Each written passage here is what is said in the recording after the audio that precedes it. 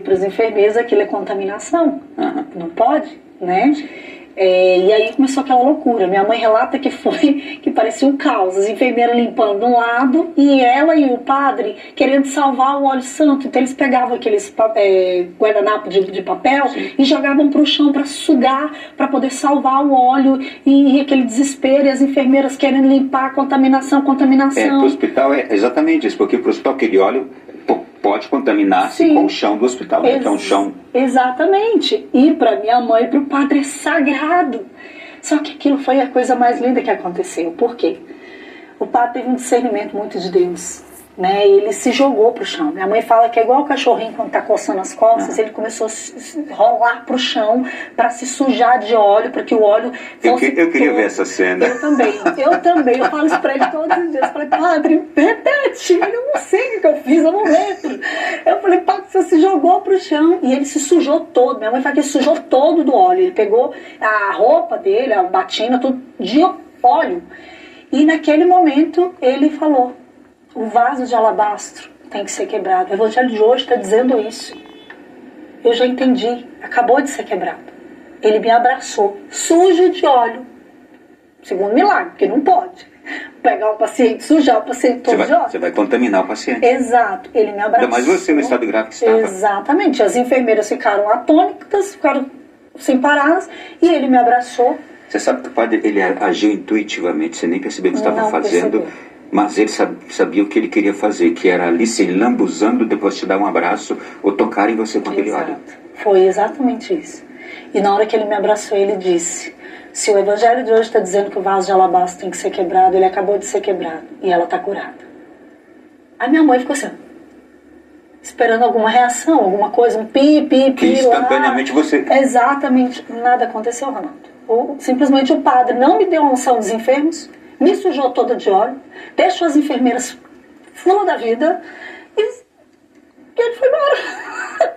Tchau, não tem mais nada para fazer aqui. Foi embora, deixou minha mãe assim, completamente chorando, em lágrimas. Minha mãe não entendeu nada e recebeu, né, tomou posse, mas não entendeu nada aconteceu. Eu precisava de alguma coisa imediata, porque eu já estava morta, morte encefálica. E aí vieram os médicos. Aí foi o segundo milagre. Por quê? Porque, tecnicamente, eu fui descobrir isso depois, né, com as meninas me explicando que você não pode deixar, quando a morte cefálica, um corpo por muito tempo, porque isso é considerado ocultação de cadáver. Mas os médicos ficaram tão chocados com tudo que o padre tinha feito, que eles ficaram com tanta raiva do padre, chamaram a minha mãe e falou: Dona Graça, não tem ninguém para a senhora chamar. E minha mãe falou: não, o pai dela está 12 horas de distância, não vai dar tempo de chegar, o meu filho também, não tem como, e aquela coisa.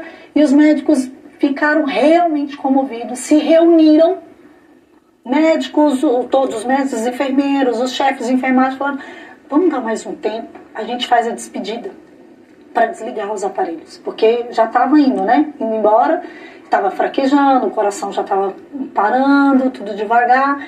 Eles falaram: vamos fazer uma despedida. E a gente começa o processo do desligamento, porque já vai parando mesmo e tal.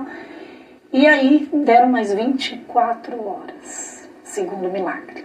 Quando eles se reuniram, né, foi muito poderoso. Minha mãe fala, minha mãe chora muito quando conta isso, porque eles fizeram cartazes, eles fizeram bexigas, eles fizeram uma despedida para mim. Todos os médicos.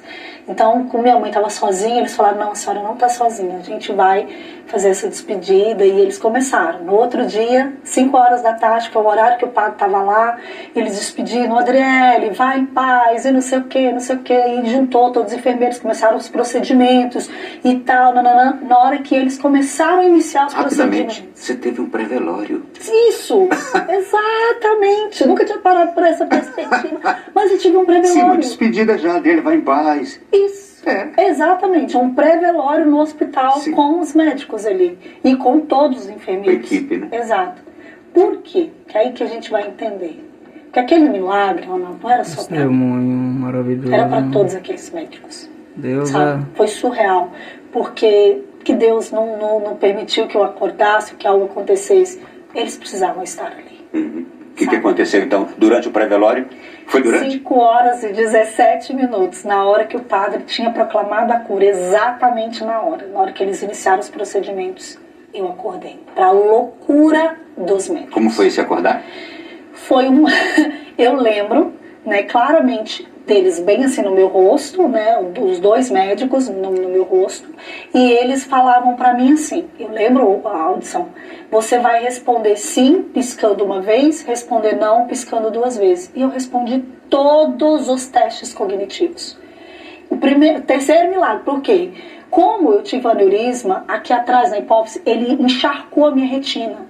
Uma das certezas que eles tinham é que eu ficaria cega se eu voltasse e o meu lado esquerdo todinho paralisado. Falei, ela vai ficar em estado vegetativo, mas se ela voltar, ela vai ficar cega, ela não enxerga, porque a retina foi totalmente...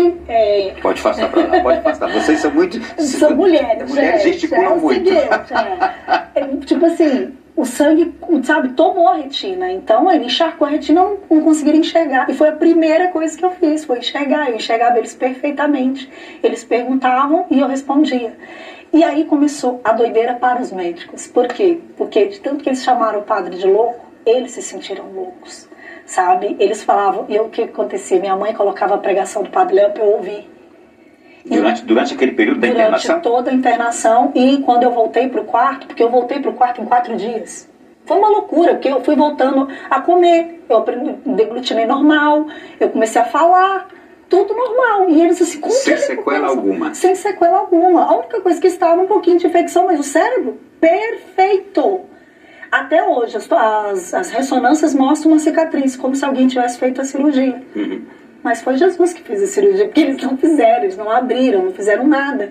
E foi aquela loucura. Eles fizeram em mim 23 ressonâncias magnéticas. Você tem diplomas em casa dos cursos que você fez? Pega essa também, coloca junto dos diplomas, tá? Tem que ser, né? Este aqui foi Nosso Senhor quem operou esse milagre. Literalmente. Eu guardo todos, as fotos, tudo das ressonâncias e tá lá, infartos lacunares.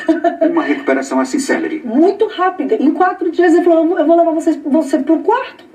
Me levou para o quarto e começamos só um pouquinho de antibiótico por causa da infecção e normal. Quando eu cheguei no quarto, minha mãe já tinha colocado o Padre Léo pregando.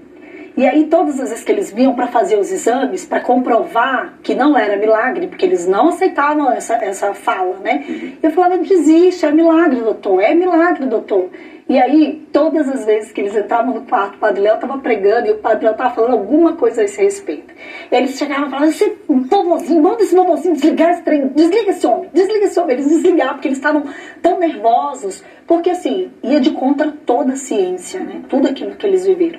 Até o ponto que no último dia sentaram os médicos. Felizmente, muitos médicos não acreditam em milagres, não. Realmente, Deus está te dando mais uma chance de vida.